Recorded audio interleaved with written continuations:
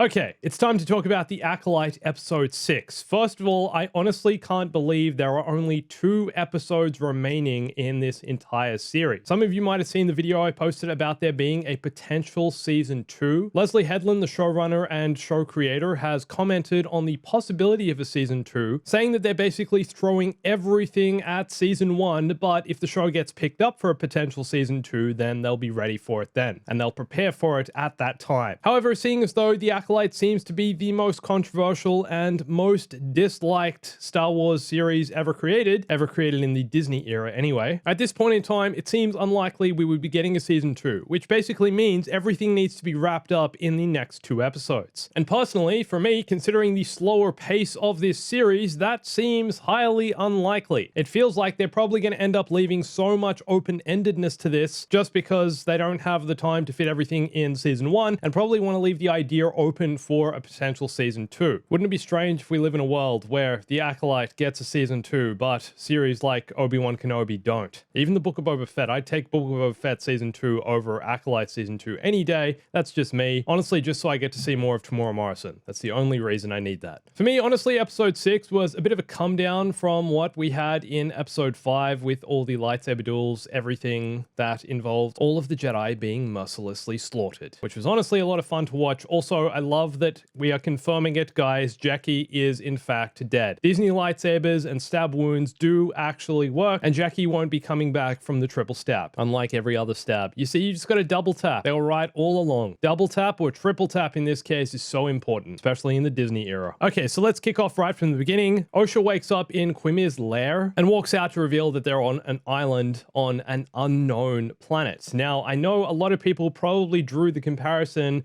that this place looks a lot like Arc 2, which in some ways I think would definitely make sense considering its origins, including the Jedi. It was the birthplace of the Jedi Order and held the ancient Jedi texts. I think we can rule out the possibility that this is Arc 2 though, considering the different shape in the landscape, the different creatures. There are no porgs here. That said, I still think there's a possibility it could be another island on the planet Arc 2. Probably unlikely, considering they're saying it's an unknown planet, but if they're trying to tie this into the greater Star Wars narrative, then in some ways I think it makes sense. If there's one thing I'm enjoying about this series, it's honestly every scene involving Quimir. He's just kind of a weird, quirky, mysterious guy. And I was honestly waiting and almost expecting for us to see the first on-screen butt cheeks ever in Star Wars. Unfortunately, that didn't happen. They cut before they revealed anything too revealing. That said, the confidence he has when he gets out of the pool and OSHA's just looking at him. Notice she didn't look down as far as I saw her. She kept her eyes locked straight. She's like, I don't want to look up.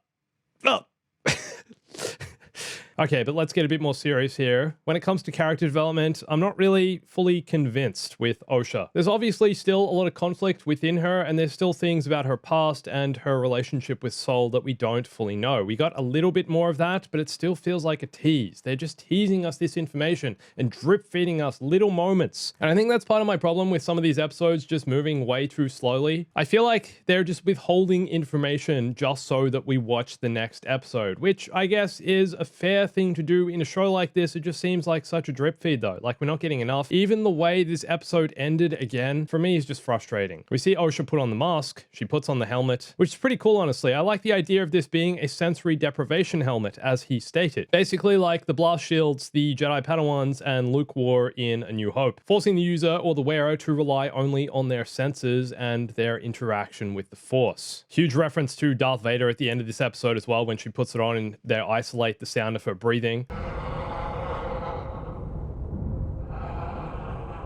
Kind of cool, and yes, they are clearly drawing the comparison of Anakin turning to the dark side, becoming Darth Vader, and being conflicted by things that happened in his past. OSHA, for me, just seems kind of lost though. I'm not really convinced of the fact that she would even want to turn to the dark side, and I don't think she's going to, but I'm honestly just not really convinced of the anger within her. I understand where it's coming from. I understand it's about her relationship with Sol, what happened when she was separated from May, when all the witches were killed, revealed in that flashback episode we had, and what is yet to be revealed about that, which they left us on a cliffhanger of again. Sol is about to explain this to May, and then the episode ends. Come on, man, just tell us. I also like the idea that Sol knew that this was May pretty much all along. There might have been a moment where he worked it out, where he worked out that OSHA wasn't here, as I think he was too overwhelmed with emotion initially and earlier on to actually realize this. But once he kind of processed some of what had happened, the fact he was somewhat responsible for the death of all of his fellow Jedi peers, he was able to clear his mind. And I really liked his performance in this. That is still the standout of this series. Sol, Lee Jung-jae playing this character,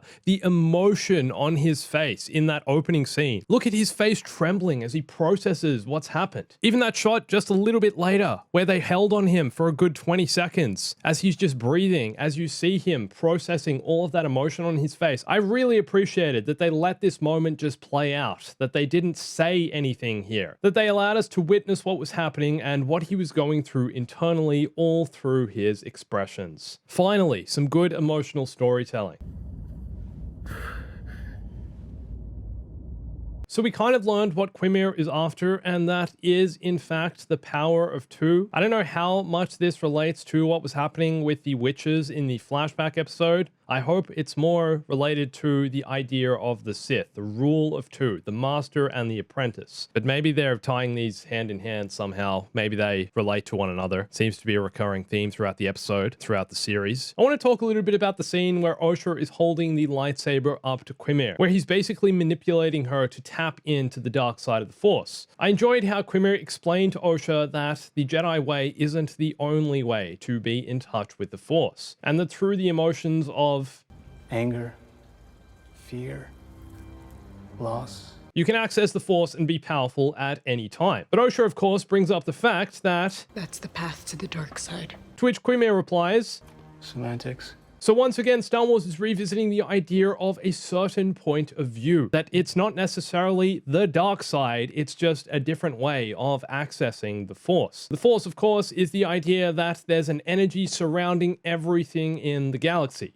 Surrounds us and binds us.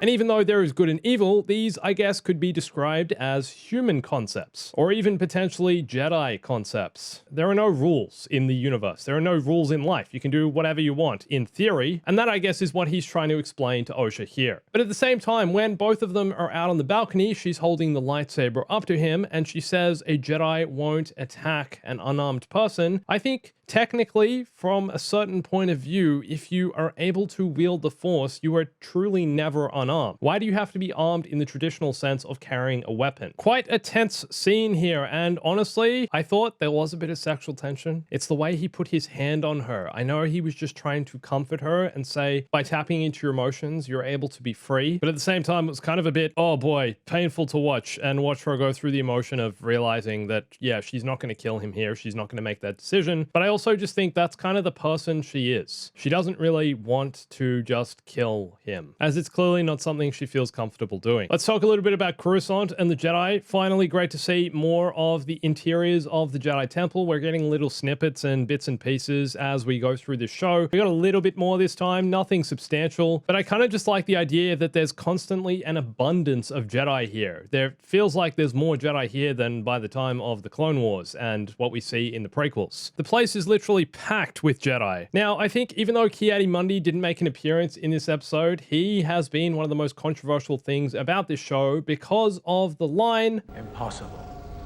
The Sith have been extinct for a millennium." And it seems like at this point there is a growing possibility that the Jedi never really find out about the true facts here, that Quimir is wielding the dark side of the Force and is some kind of Sith, I guess, dark side user. Perhaps he's not that. That's still yet to be confirmed. The Jedi High Council may never learn of this. That's evident in the fact that Sol literally turned off the comms. He's deciding to solve this himself. He's going to try confront Quimir without without the help of the Jedi Council or other Jedi in an attempt, I'm assuming, to save both OSHA and May. Perhaps the Jedi will get onto his trail, perhaps none of the Jedi will survive, perhaps they will all die, perhaps Sol will turn to the dark side of the Force. Who knows? Kind of have to wait to see what did indeed happen all those years ago when OSHA and May were just young. It's kind of a bit intense that he has May tied down to the table. I know that he doesn't seem to have an alternative here, but there's something sinister about the way this scene went, the way he's standing over her, ready to tell her the story of what happened. Okay, last thing I want to mention, lightsaber whip. We literally saw as much of it in this episode as we saw in the trailer. That's all it was used for, slicing a bug in half. We're probably going to see more of Master Vanastra using this in later episodes, in the remaining 2 episodes, I guess, assuming she does have to be involved in some kind of combat. But it was, again, kind of a tease. Didn't really see much, which is kind of a reflection of this entire series. It kind of summarizes things. Everything is just drip fed. I wish the pacing was a little faster. That said, since episode 5, I am enjoying this a bit more. I have been quite critical of the Acolyte. The first few episodes were pretty rough for me, and I'm not saying I'm super excited about what's to come, but I am keen for Sol's backstory and the origins of Quimir. So did you enjoy this week's episode? What did you think? Let me know in the comments. Also, come follow me on Instagram, Twitter, join my Discord and TikTok. If you haven't seen it yet, I got to play Star Wars Outlaws a few weeks ago at a special event in LA. I made a video about it. Go watch that on my main channel. And thanks for watching this. My name's Andrew. I'll catch you soon.